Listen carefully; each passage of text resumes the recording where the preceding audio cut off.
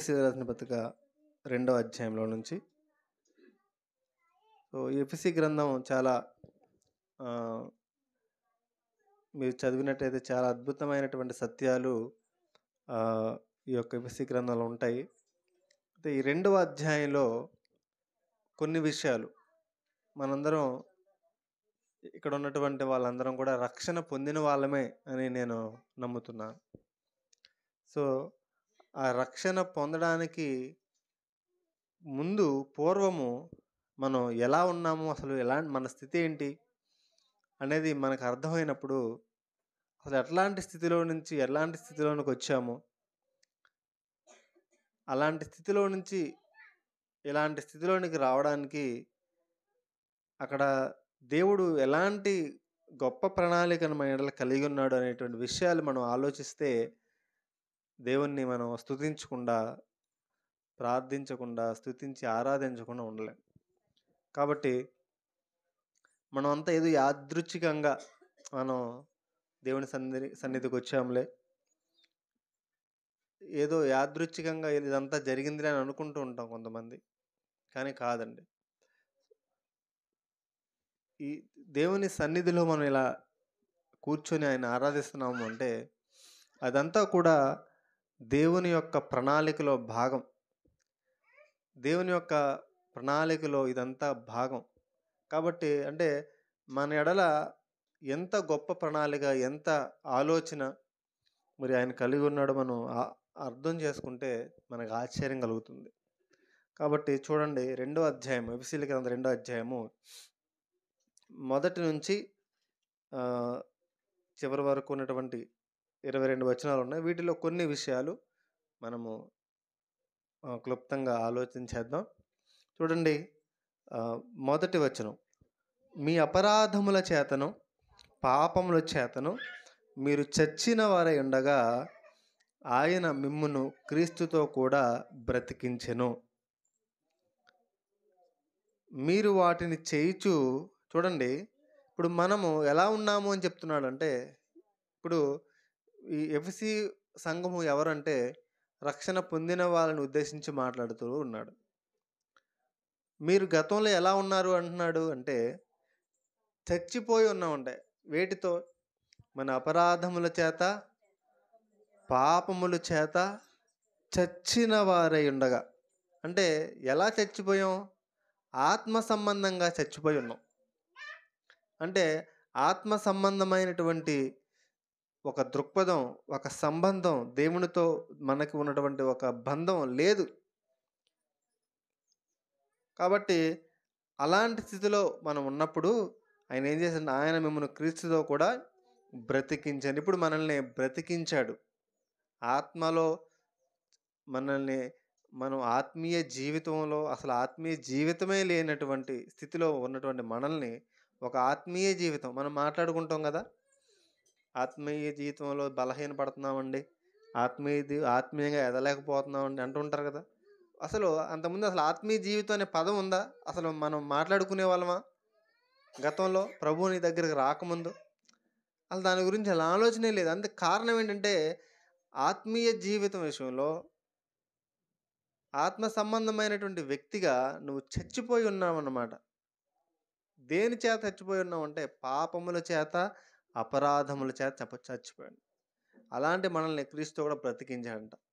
కాబట్టి అలాంటి స్థితిలో రక్షణ పొందాం మనం. అంటే మనం ఏం జరిగిందంటే మనము బ్రతికాం, క్రీస్తుతో కూడా బ్రతికించాడు.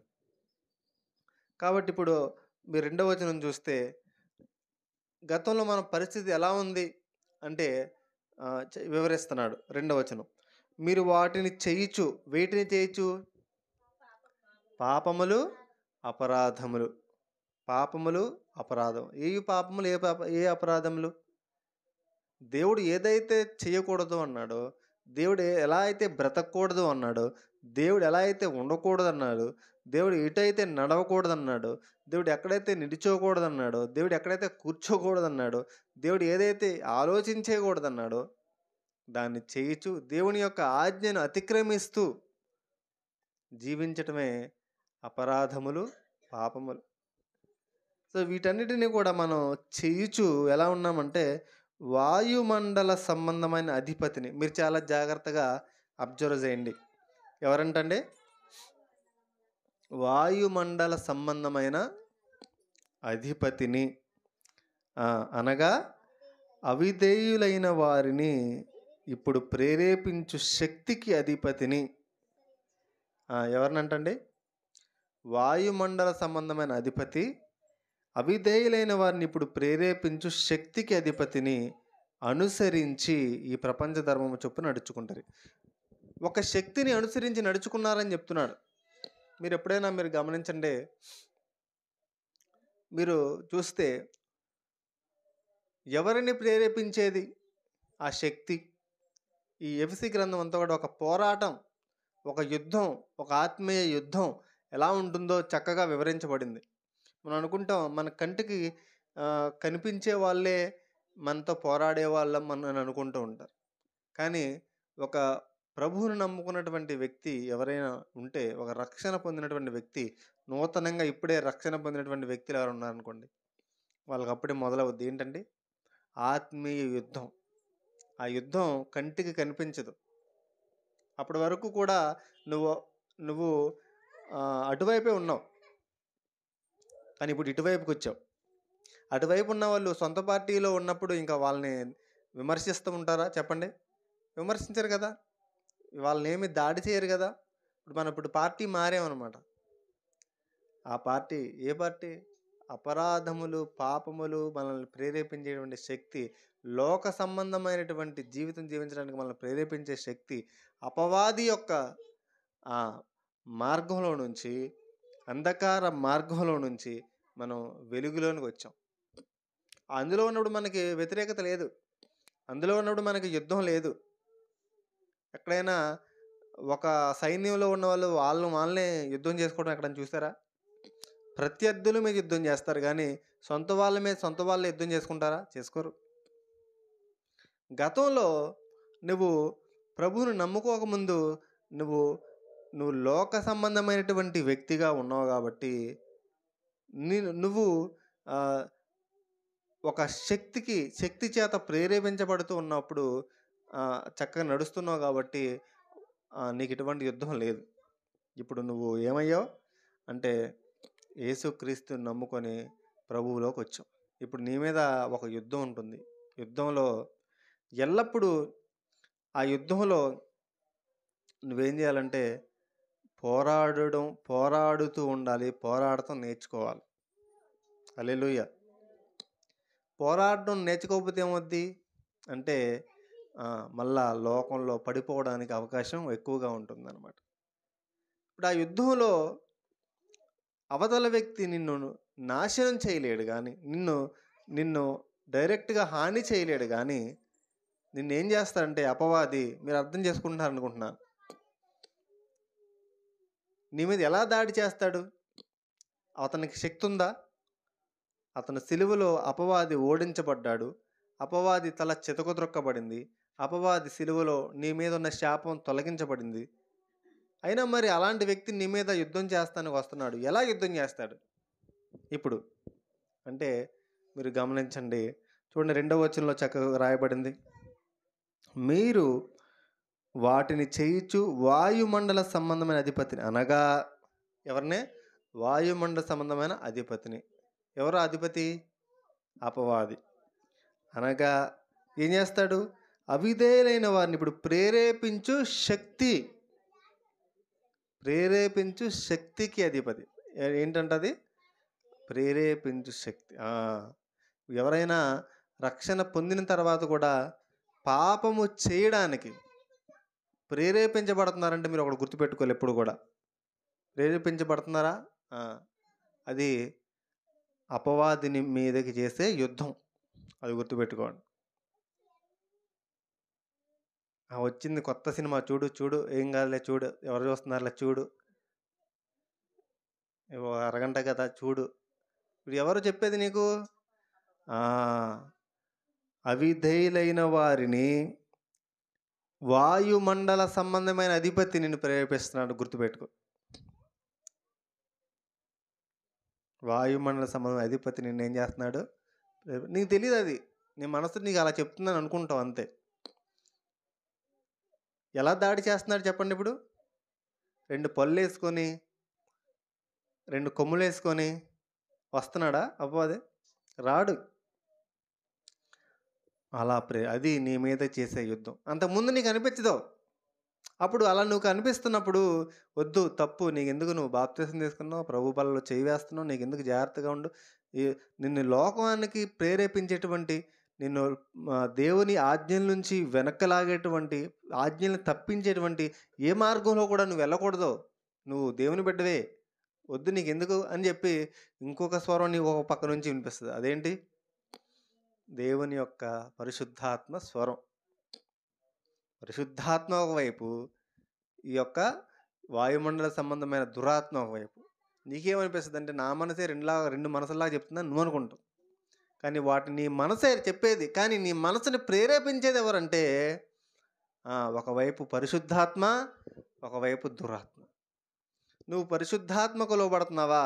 పరిశుద్ధాత్మ చేత నడిపించబడుతున్నావు. ఈ దురాత్మకు లోబడుతున్నావా? దురాత్మ చేత నడిపించబడతావు. అది గుర్తుపెట్టుకోండి. ఈ యుద్ధము ఆ యుద్ధంలో మనం ఏం చేస్తామంటే, మనం ప్రయాణం చేస్తూ ఉంటాం. ఎప్పటి వరకు? మరణించేంత వరకు కూడా.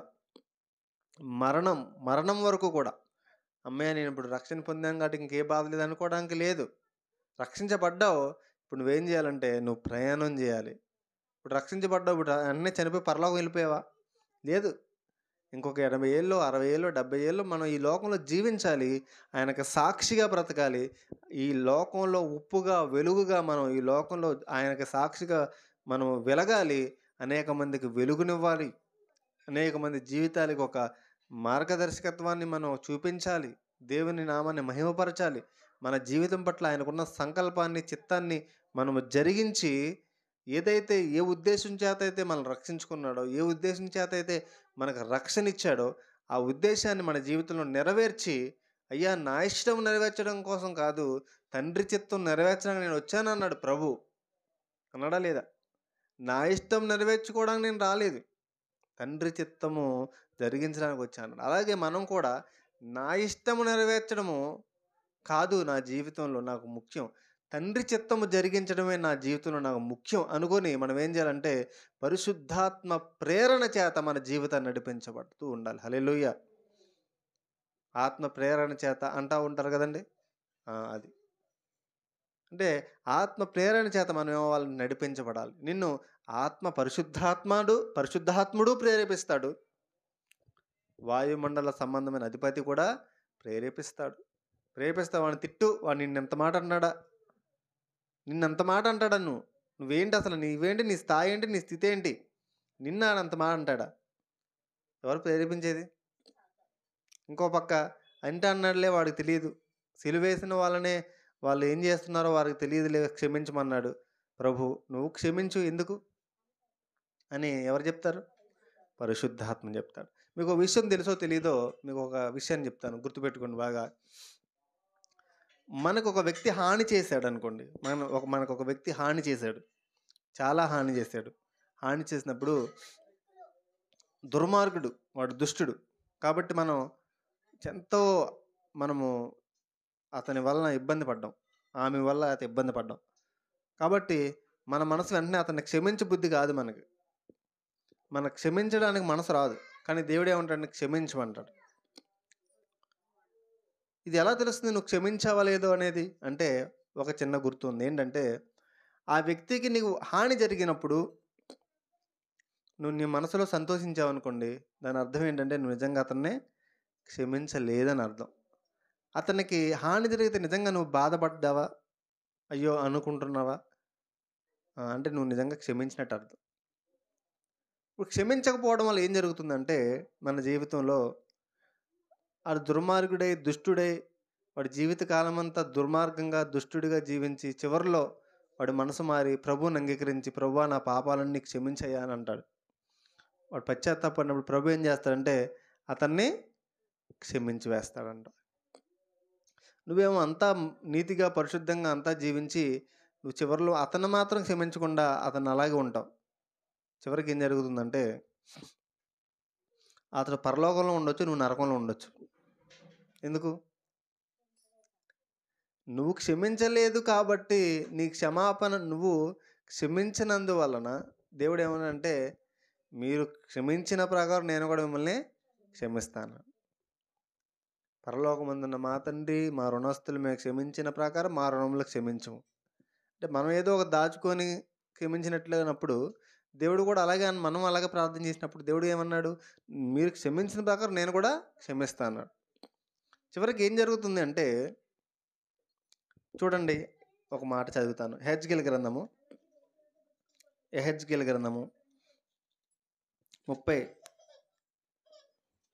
33వ అధ్యాయము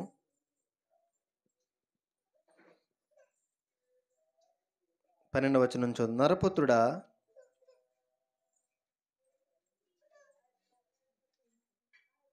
33 ఎహెజ్కేలు గ్రంథం 33:11.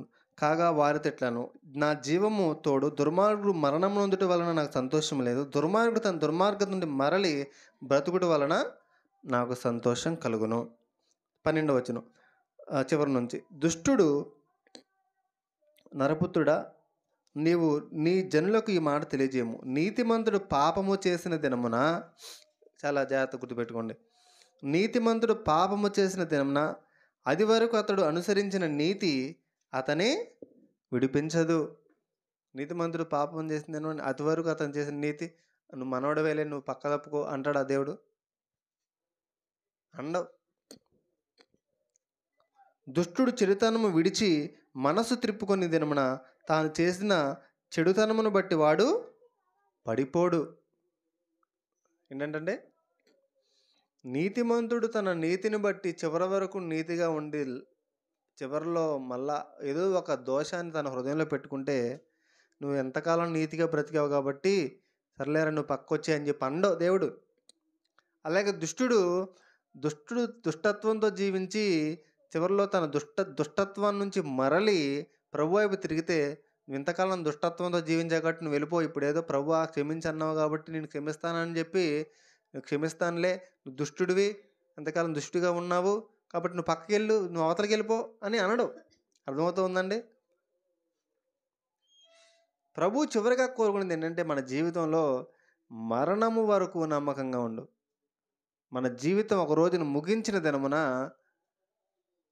ప్రభువా బల నమ్మకమైన మంచి దాసుడా అనాలి. హల్లెలూయా, ఆమేన్. అది మన జీవితంలో కోరుకుంటాం. కాబట్టి మనం ఒక వ్యక్తిని క్షమించలేదు, మన భక్తి మనం చేసుకుంటున్నాం, మన ప్రార్థన మనం చేసుకుంటున్నాం, మన మోకాళ్ళు వేసి మన ఉపవాసం మనం చేసుకుంటున్నాం, ఆ వ్యక్తిని మాత్రం క్షమించట్లేదు. చివరికి మన దోషం అలాగే మిగిలిపోతూ ఉంటుంది. కాబట్టి మనం ఏం చేయాలి చెప్పండి? ఇదంతా ఎవరు చేసేది కుట్ర అంటే, ఎవరు చేసే కుట్ర అంటే మీకు తెలియదు ఆ సంగతి. మిమ్మల్ని అలా ప్రేరేపించేటువంటి ఒక శక్తి ఉంది. వాయుమండల అధిపతి ఉన్నాడు, వాడు అపవాది సంబంధి, వాడు అపవాది. కాబట్టి మన జీవితంలో మనమే శాశ్వతం కాదు, ఏది ఇక్కడి నుంచి పట్టుకెళ్ళాం, కానీ ఆ క్షమించనటువంటి ఆ దోషాన్ని మనం పట్టుకెళ్తాం. మనం చేసినటువంటి నీతి క్రియలు మన వెంట వస్తాయి, మన వెంట దుష్ట క్రియలు కూడా మన వెంట వస్తాయి. కాబట్టి ఆ దుష్టత్వాన్ని విడిచిపెట్టాలా, మనం పట్టుకెళ్ళాలి చెప్పండి? ఆ దుష్టత్వాన్ని అక్కడ మనం విడిచిపెట్టి వెళ్ళాలి. చూడండి, అందుకని ఏమంటున్నాడంటే, ప్రేరేపించు శక్తికి అధిపతిని అనుసరించి ఈ ప్రపంచ ధర్మము చొప్పున ఎప్పుడు నడుచుకున్నారంట? మునుపు నడుచుకుంటారు. ఎఫెసీయులకు రాసిన పత్రిక 2వ అధ్యాయం. మునుపు నడుచుకున్నారు అంటే గతంలో నడుచుకున్నారు మీరు. అలాగా దేని చొప్పున నడుచుకున్నారు? ఈ ప్రపంచ ధర్మము చొప్పున. మరి ఇప్పుడే ధర్మం చొప్పున నడుచుకోవాలి, ఈ ధర్మము చొప్పున నడుచుకోవాలి. హల్లెలూయా. ఇప్పుడు ఏ ధర్మం చొప్పున నడుచుకోవాలంటే, ఇప్పుడు ఈ ధర్మం చొప్పున నడుచుకోవాలి. మనకి ఆ ధర్మాన్ని అనుసరించే వాళ్ళు వచ్చి సలహాలు ఇస్తారు. ఆ ధర్మం అనుసరించే వాళ్ళు వచ్చి మనకు సలహాలు ఇస్తే, వాళ్ళ ధర్మం చెప్పిన మాటలు మనం వినకూడదు, అసలు అనుసరించకూడదు. ఆ ధర్మం అంటే ఏది? ఒక రక్షణ పొందని వ్యక్తి లోకానుసారంగా అంటే లోకంలో చాలా విషయాలుంటాయి. వాళ్ళ యొక్క సలహాలు జ్ఞానపూరితంగా వాళ్ళు చెప్పేటువంటి సలహాలు తీసుకోవచ్చు. కానీ అవి ఆత్మ సంబంధమైనటువంటి వాటి విషయాల్లో, దైవిక సంబంధమైన వాటివంటి విషయాల్లో వ్యతిరేకించినప్పుడు, దేవుని వాక్యానికి, దేవుని యొక్క మార్గానికి వ్యతిరేకమైనటువంటి విధానాల్లో వాళ్ళు చెప్పినప్పుడు మనం ఏం చేయాలి చెప్పండి? వినకూడదు. ఎందుకని? ఆ వ్యక్తి గతంలో మనం విడిచి వచ్చినటువంటి ప్రపంచ ధర్మం మనం పూర్వం విడిచి వచ్చినటువంటి ప్రపంచ ధర్మంలోనే ఉన్నాడు అతను. ఆ ధర్మాన్ని అనుసరిస్తున్నాడు అతను. కాబట్టి అతను ఆ ధర్మం చొప్పునే చెప్తాడు కానీ ఈ ధర్మం అతనికి అర్థం కాదు కదా. కాబట్టి మనం ఏం చేయాలంటే, మనకు ఆ ధర్మము తెలుసు, ఈ ధర్మము తెలుసు కాబట్టి ఏ ధర్మాన్ని ఎక్కడ విడిచిపెట్టాలో అక్కడ విడిచిపెట్టి దేన్ని ఫాలో అవ్వాలో దాన్ని ఫాలో కావాలి. హల్లెలూయా.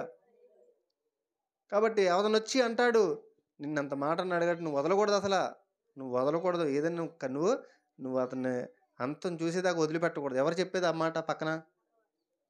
నీ మనసులో ప్రేరేపిస్తాడు. నువ్వు మనసులో విన్నప్పుడు ఆ ధర్మాన్ని అనుసరించి నీ స్నేహితుడిని ఒకరిని తీసుకొస్తాడు మన దగ్గరికి. నీ స్నేహితురాలను ఒకరిని తీసుకొచ్చి, ఏంటి నువ్వు మా వాళ్ళందరూ ఇలా చేస్తుంటే నువ్వేంటి నువ్వు ప్రార్థన అంటున్నావు? మేమందరం ఇలాగ ఆచారాలు ఇవన్నీ మన సంప్రదాయాలు ఇవన్నీ వదిలిపెట్టేసి ఏదో నువ్వు అలా చేస్తున్నావేంటి? అసలు ఎక్కడన్నా ఉందా? నీ మనసును నువ్వు జయించావు. ఇప్పుడు అపవాది ఇంకోళ్ళని ఇప్పుడేం చేస్తాడు? ఇప్పుడు మనసుని జయించాక అప్పుడు మనిషిని తీసుకొస్తాడు. ఇప్పుడు మనిషిని కూడా జయించాలి. ఆ మనిషి నీకు చాలా ప్రేమ, ఆప్యాయత, అనురాగాన్ని పెంచేటువంటి చాలా మంచి బంధువు, స్నేహితుడు అయి ఉండొచ్చు.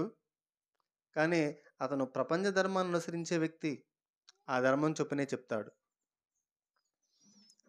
కానీ మనం చెప్పాలి, నాకు ఒక ధర్మం ఉంది, అది పరిశుద్ధ గ్రంథం. నా దేవుడు ఏం చెప్తాడంటే, నిన్ను వలె నీ పొరుగువారిని ప్రేమించమంటున్నాడు. నీ శత్రువుల కోసం ప్రార్థన చేయమంటున్నాడు. కీడుకు ప్రతి కీడు చేయొద్దంటున్నాడు. గతంలో నువ్వు అనుసరించినటువంటి ఆచారాలు, సంప్రదాయములు ఇవన్నీ కూడా ఈ లోక సంబంధమైనటువంటి వాటి విషయంలో వాటన్నిటినీ విడిచి దేవుని వాక్యానుసారమైన జీవితాన్ని జీవించమంటున్నాడు. పరిశుద్ధ బ్రతుకుమంటున్నాడు. కాబట్టి తల్లిదండ్రుల్ని సన్మానిస్తాను, తల్లిదండ్రులు సన్మానించమని దేవుడు చెప్తున్నాడు. కానీ ఒకానొక సందర్భంలో ఆ తల్లిదండ్రులు కూడా ప్రభువుని వెంబడించొద్దంటే, అవసరమైతే తల్లినైనను, తండ్రినైనను, భార్యనైనను, పిల్లలనైనను, అక్క చెల్లెండైనను కూడా విడిచిపెట్టవలసి వస్తే విడిచిపెట్టాలన్నాడు. హల్లెలూయా. నీ ధర్మం ఎంతవరకు చెప్తుందంటే, ప్రపంచ ధర్మం ఎంతవరకు చెప్తుంది? తల్లిని తండ్రిని సన్మానించు, వీటన్నిటిని గౌరవించు. అవును, అది చెప్తుంది. అంటే దాని అర్థం, నీ పూర్ణ హృదయంతో, నీ పూర్ణ మనస్సుతో, నీ పూర్ణ ఆత్మతో నీ దేవుడిని యెహోవాను ప్రేమించవలెను. అది మన హృదయంలో మొట్టమొదట మనం చేయాల్సిన విషయం. చెప్పాలి వద్దా మనం? ఇలా చెప్పినప్పుడు నువ్వు జయించేవాడుగా ఉంటావు. ఇలా చెప్పనప్పుడు, ఇలా నువ్వు నిర్ణయం తీసుకున్నప్పుడు నువ్వు ఆ అపవాది యొక్క దాడులలో గురై ఏమవుతావు? బలహీనపడతావు. ఈ పోరాటంలో వెనక్కి జారిపోతూ ఉంటావు, బలహీనమవుతూ ఉంటావు. ప్రార్థనలో, వాక్యంలో, ఆత్మీయ జీవితంలో వెనక్కి వెళ్ళిపోతూ ఉంటావు. శరీర క్రియలు ముందుకొస్తూ ఉంటాయి. కోపము, ద్వేషము, అసూయ, పగ, ప్రతీకారము, కుట్రలు, కుతంత్రాలు ఇవన్నీ కూడా బయటకు వస్తాయి. ఇవన్నీ ఎక్కడ ఉంటాయి? అణిగిపోయి ఉంటాయి మన శరీరంలో. వాటిని ఎప్పుడు అణిచివేస్తూ మన జీవితంలో, ఆత్మ జీవితంలో మనం ముందుకెళ్ళాలి.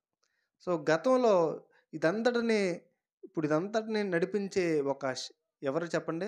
ఒక శక్తి, అపవాది, వాయుమండల సంబంధమైన అధిపతి. అతను ఏం చేస్తున్నాడంట? ప్రేరేపించే శక్తి.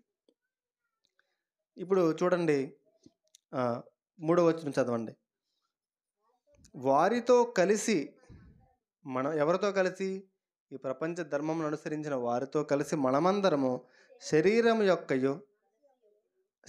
యొక్కయు మనసు యొక్కయు కోరికల చొప్పున కోరికలను నెరవేర్చుకొనుచు మన శరీరాశలను అనుసరించి మునుపు ప్రవర్తించుచు కడమవార వలనే స్వభావ సిద్ధముగా దైవ ఉగ్రతకు పాత్రులమై ఉంటుమే.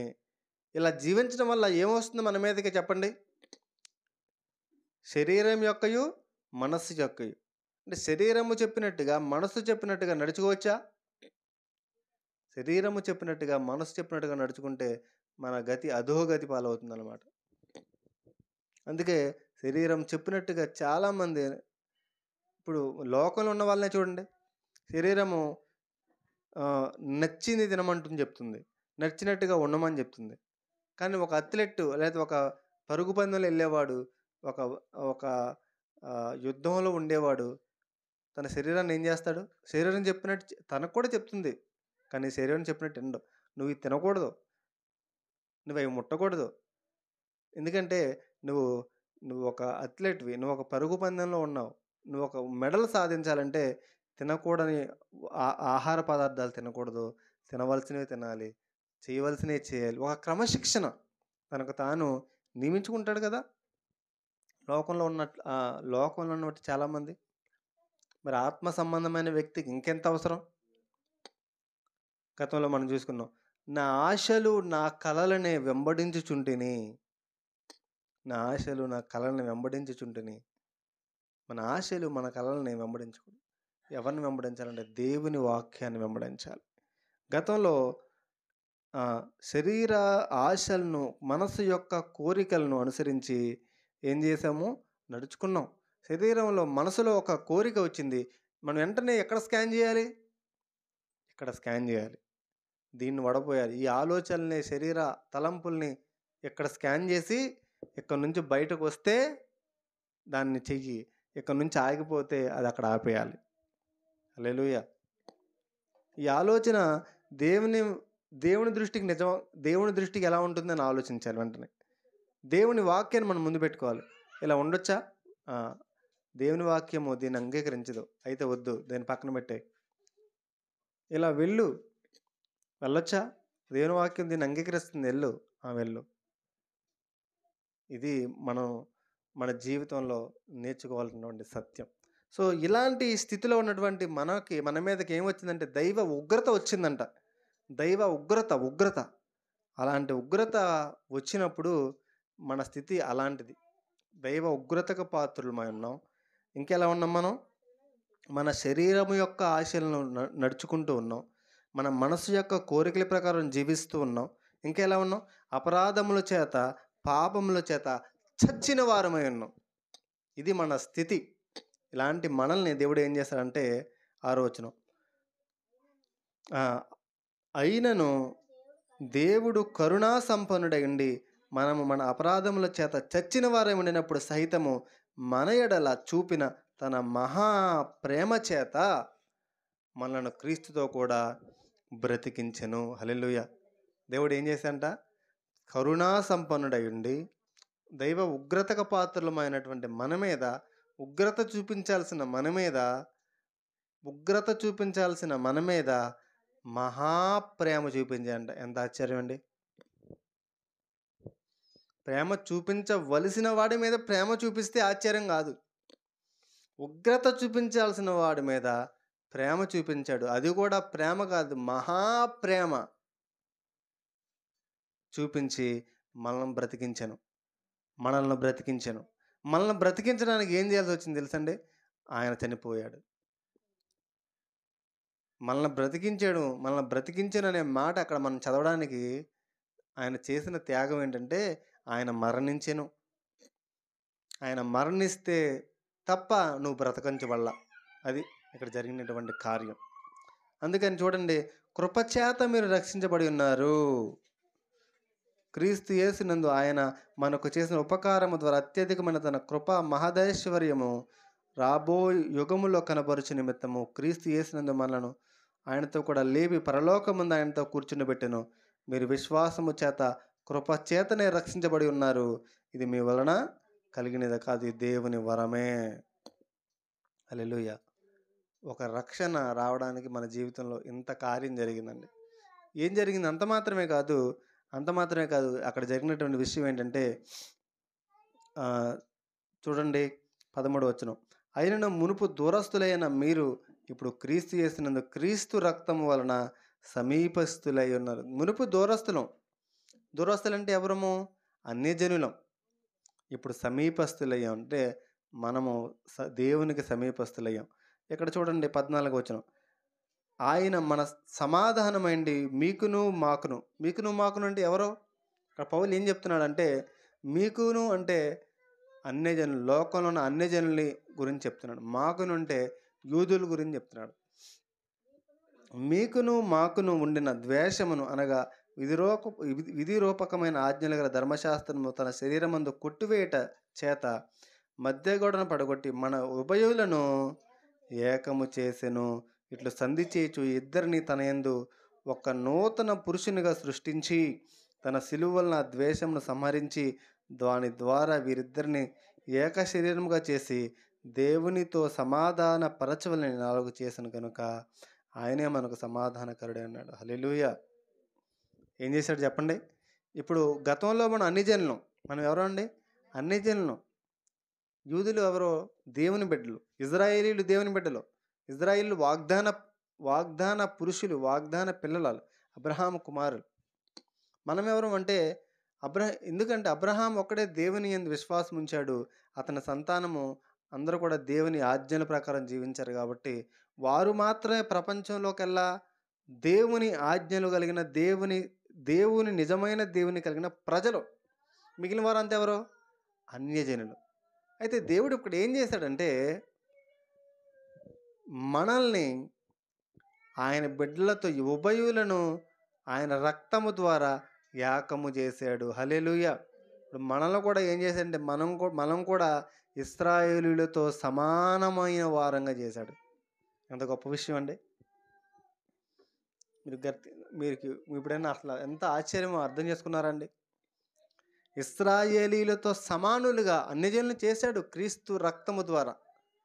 అందుకని ఇశ్రాయేలీయులకి అబ్రహాము ద్వారా వచ్చిన వాగ్దానము అన్యజనులకు కూడా ఇప్పుడు ఇవ్వబడింది. ఎందుకంటే దేవుని దృష్టిలో వారు గొప్ప ప్రజలే. కానీ ఈ రోజున చాలామంది ఇశ్రాయేలీయులు ప్రభువుని అంగీకరించలేదు. చాలామంది రక్షణ పొందలేదు. దేవుడు వాళ్ళతో సమానులుగా మనల్ని చేశాడు. వాళ్ళతో ఏకము చేశాడు. వాళ్ళకన్నా గొప్ప ఆధిక్యత ఇచ్చాడు. ఏంటి తెలుసండి? వాళ్ళలో చాలామంది ఇంకా రక్షణ పొందలేదు. ఆ రక్షణ మనకిచ్చాడు. దేవునికి స్తోత్రం. చూడండి గలతీ రాసిన పత్రిక, నెక్స్ట్ పేజ్ వెనక్కి తిప్పండి. గలతీ రాసిన పత్రిక 3వ అధ్యాయము 12వ వచనం చూడండి. నీతిమంతుడు విశ్వాస మూలముగా జీవించును. ధర్మశాస్త్రము విశ్వాస సంబంధమైనది కాదు కానీ దాని విధులను అనుసరించువాడు వాటి వలనే జీవించును. ఆత్మను గురించిన వాగ్దానం, జాగ్రత్తగా వినండి. ఆత్మను గురించిన వాగ్దానము విశ్వాసము వలన మనకు లభించినట్లు అబ్రహాము పొందిన ఆశీర్వచనము యేసుక్రీస్తు ద్వారా అన్యజనులకు కలుగుటకై క్రీస్తు మన కోసము శాపమై మనను ధర్మశాస్త్రం యొక్క శాపం నుండి విమోచించెను. హల్లెలూయా. ఇక్కడ ఏం చేశాడంటే ఆత్మను గురించిన వాగ్దానము, ఏదైతే వాగ్దానం ఇచ్చాడో అబ్రహాముకి, ఆ వాగ్దానాన్ని వారసులు ఎవరు? వాస్తవానికి ఇశ్రాయేలీయులు. కానీ ఆ వాగ్దానము అనేది మనకు లభించినట్లు, మనకంటే అన్యజనులకి లభించినట్లు ఇక్కడ అంటున్నాడు. అబ్రహాము పొందిన ఆశీర్వచనము క్రీస్తు యేసు ద్వారా అన్యజనులకు కలుగుటకై క్రీస్తు మన కోసము శాపం మనల్ని ధర్మశాస్త్రం ఒక శాపం నుంచి విమోచించెను. హల్లెలూయా. అదండి. ఇప్పుడు అబ్రహాం వాగ్దానానికి వారసులు ఎవరు? అబ్రహాము వాగ్దానానికి ఇజ్రాయేలు వాగ్దాన పురుషులు, వాగ్దాన సంతానం. అయితే ఆ వాగ్దానాలు ఇప్పుడు మనం కూడా స్వతంత్రించుకోగలిగేటువంటి గొప్ప ఆధిక్యత యేసుక్రీస్తు రక్తము ద్వారా ఇప్పుడు మనకి కలిగింది. హల్లెలూయా. ఇది గొప్ప ఆధిక్యత. అందుకనే దేవుడు ఎంత గొప్ప వాగ్దానం అండి. జనములకు తండ్రిగా నేను చేస్తా అన్నాడు దేవుడు. అందుకే యూదులందరూ అంటారు అబ్రహాం మా తండ్రి అండి అంటారు.